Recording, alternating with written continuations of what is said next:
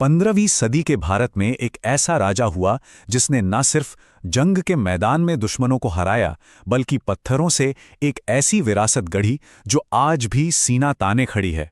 आज हम बात कर रहे हैं मेवाड़ के महान निर्माता महाराणा कुंभा की। तो सवाल यह है कि एक नौजवान राजा जिसके सिर से पिता का साया उठ चुका हो, वो आखिर कैसे बदला लेता है? कैसे वो अपने ही दरबार में चल रही साजिशों के जाल को तोड़ता है और कैसे वो पत्थरों में एक ऐसी कहानी लिख जाता है जिसे सदियां भी मिटा नहीं सकी।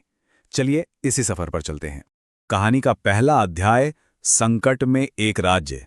जब कुंभा गद्दी पर बैठे तो मेवाड़ कोई महफूज रियासत नहीं थी, वो तो एक सुलगती हुई चिंगारी थी जो चारों तरफ से खतरों और दुश्मनों से घिरी हुई थी। साल था 1433 और कुंभा की दुनिया एक पल में उजड़ गई। उनके पिता राजा मोकल की बेरहमी से हत्या कर दी गई और हत्यारे कोई और नहीं, उनके ही अपने चाचा और मेरा थे। कुंभा की जान भी खतरे में थी, लेकिन वो किसी तरह बचकर चित्तौड़ पहुंच गए। ऐसे मुश्किल वक्त में उनकी दादी हंसाबाई ने मदद के लिए अपने भाई मारवाड़ के ताकतवर रणमल राठौड़ को बुलाया। रणमल आए तो सही, उन्होंने हत्यारों का सफाया करके बदला भी लिया, लेकिन इस मदद की एक बहुत बड़ी कीमत थी। वो युवा कुंभा के संरक्षक बनकर मेवाड़ की सत्ता पर अपना कब्जा जमाने लगे। लेकिन इतिहास गवाह है, रक्षक को भक्षक बनते देर नहीं लगती। जो इंसान मेवाड़ को बचाने आया था, अब वही उसे निगलने की तैयारी कर रहा था। मेवाड़ के दरबार में अब सत्ता का एक बहुत ही खतरनाक खेल शुरू होने वाला था। अब मेवाड़ के दरबार में सीधा सीधा दो खेमे बन गए थे।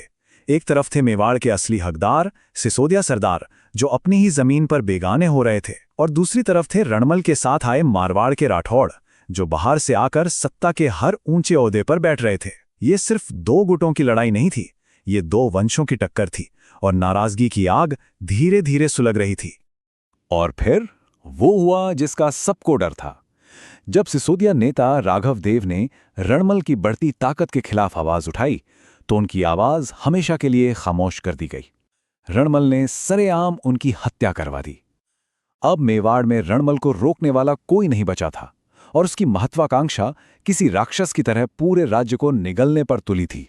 लेकिन यही रणमल ने अपनी सबसे बड़ी गलती कर दी। उसने अपनी साजिश का सबसे बड़ा राज अपनी प्रेमिका भारमली को बता दिया कि वो कुंभा को मारकर मेवाड़ पर कब्जा करने वाला है। लेकिन भारमली का दिल मेवाड़ के लिए धड़कता था।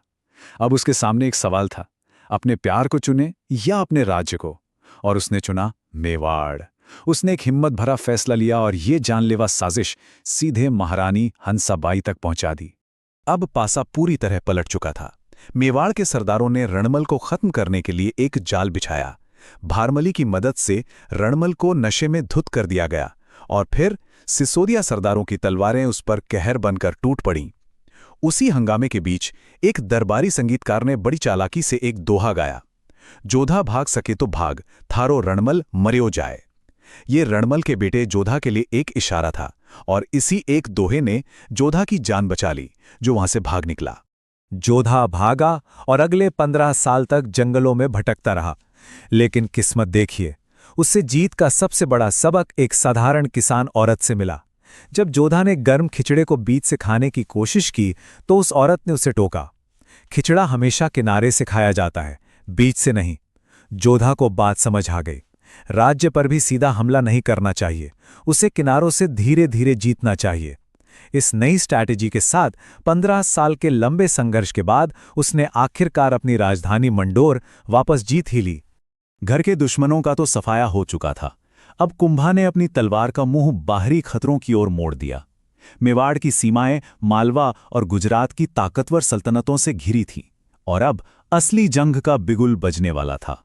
कुंभा सिर्फ एक चतुर शासक ही नहीं, एक बेमिसाल योद्धा भी थे।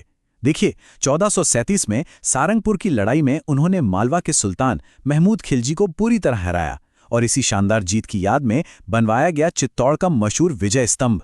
फिर उन्होंने नागौर के मसले पर गुजरात सल्तनत को भी हराया, और जब इन दोनों सल्तनतों ने सोचा कि चलो मिलकर कुंभा को हराते हैं, तो बदनौर की लड़ाई में कुंभा ने उनकी मिलीजुली सेना को भी धूल चटा दी।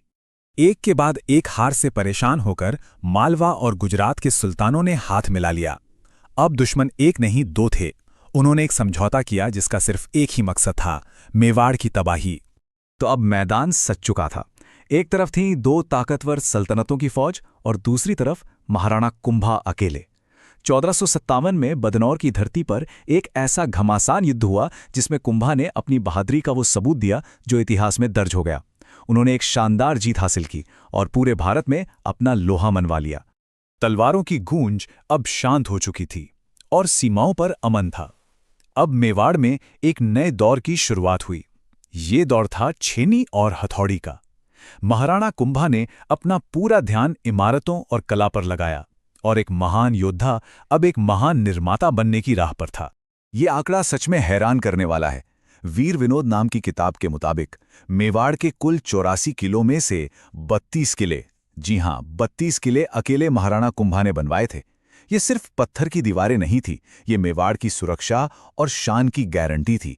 इसी वजह से उन्हें राजस्थान की वास्तुकला का जनक भी कहा जाता है और उनकी बनाई इमारतों का ताज है विजय स्तंभ। लेकिन ये सिर्फ एक विक्ट्री टावर नहीं है, इसने कुंभा की कीर्ति यानी उनकी प्रसिद्धि को चारों दिशाओं में फैलाया, इसलिए ये कीर्ति स्तंभ भी है। ये भगवान विष्णु को समर्पित है, इसलिए इसे विष्णु ध्वज भी कहते हैं। और इस पर इतनी खूबसूरत मूर्तियां हैं कि इसे मूर्तियों का अजायब घर या भारतीय मूर्तिकला का विश्वकोश कहना बिल्कुल सही होगा। कुंभा की एक और शानदार रचना है कुंभलगढ़ का किला। ये सिर्फ एक किला नहीं था, ये मेवाड़ का सुरक्षा कवच था, मुश्किल वक्त के लिए उनकी राजधानी। इसकी दीवार 36 किलोमीटर तक फैली है। जरा सोचिए, चीन की महान दीवार के बाद दुनिया की दूसरी सबसे लंबी दीवार। ये किला इतना मजबूत था कि इसे कभी कोई जीत नहीं पाया। लेकिन कुंभा की महानता सिर्फ तलवार और पत्थर तक ही नहीं थी। वो एक माहिर संगीतकार भी थे जो बहुत अच्छी वीणा बजाते थे, बिल्कुल महान सम्राट समुद्रगुप्त की तरह। और ये बात हमें एक गहरे सवाल पर लाकर छोड़ देती है। एक महान शासक की असली पहचान क्या है? क्या वो जो सिर्फ जंग जीतता है, या वो जो जंग के शोर के बीच संगीत भी बना सकता है? वो जो सिर्फ साम्राज्य बनाता है, या वो जो एक संस्कृति को भी जन्म देता है? शायद इसका जवाब महाराणा कुंभा की इसी विरासत में छिपा है।